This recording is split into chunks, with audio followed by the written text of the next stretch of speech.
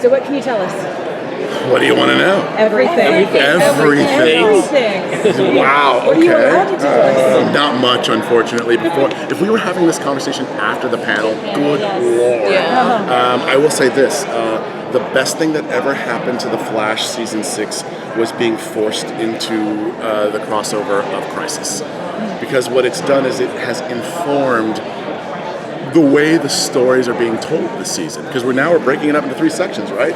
It's pre-crisis, what's coming, the dread that's hanging over us. Oh my goodness, is who's gonna die, who's gonna live? Worlds will die and worlds will live, right? Straight out of the comic book. Then there's crisis itself, who will die and who will live.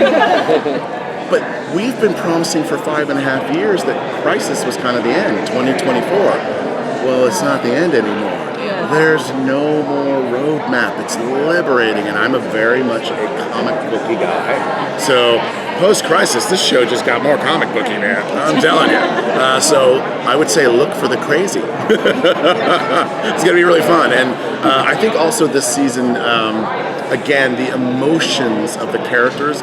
We have great characters that we've explored for over 5 seasons, but sometimes I think we have opportunities to dig deeper. One of my mandates for this year was dig as deeply as possible. It's what I'm telling the writing staff. Bring out your own personal baggage, bring out the characters' their own personal baggage, and really go to town.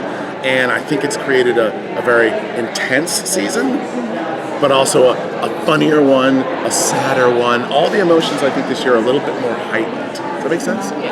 So as the new showrunner, executive producer, what's the new flavor that you're adding? What's your flavor on this team?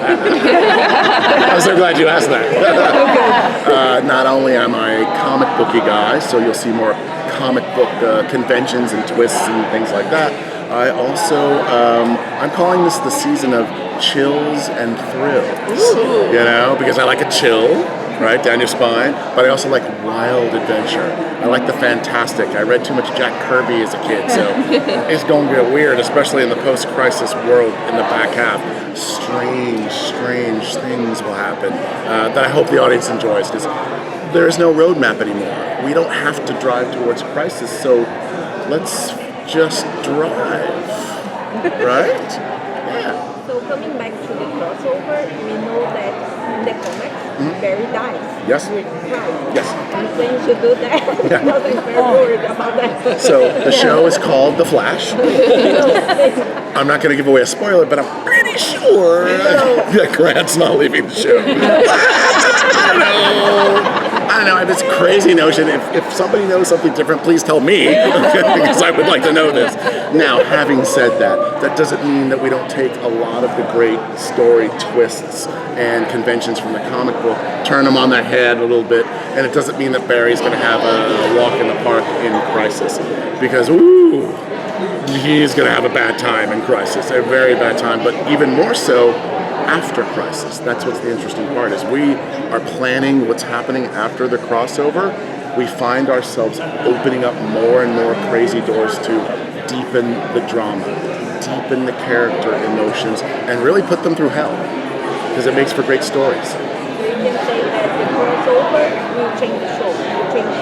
Slightly, yes. I think that's a very accurate statement. Yeah, but I think it'll only, let's not say change the show. I think the Crisis post world opens up the show. Yes. Last scene. Thank you so much. Thank you. Thanks, everybody. Thank you.